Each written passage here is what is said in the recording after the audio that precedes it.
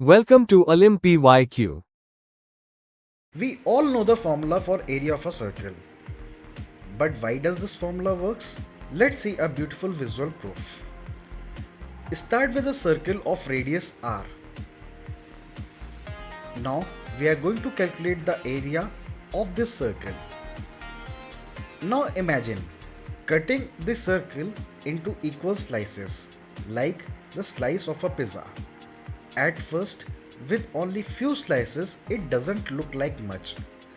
But if we increase the number of slices, something interesting begins to happen. We take half of the slices and place them on the top and the other half on the bottom. The pieces rearrange into a shape that look very much like a rectangle. With more and more slices, the edges smooth out and the shape approaches to a perfect rectangle.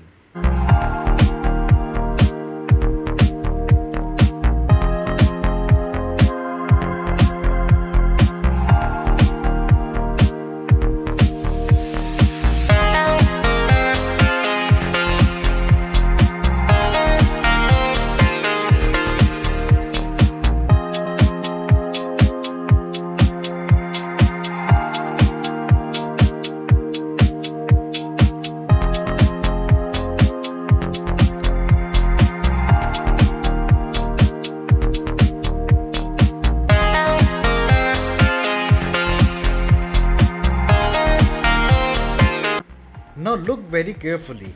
The width of this rectangle is equal to the radius r and the length of this rectangle equals half of its circumference, which is pi r. The area of the rectangle is length times its width, so its area equals pi r times r, which simplifies to pi r square. And this is why the area of the circle is always pi r square.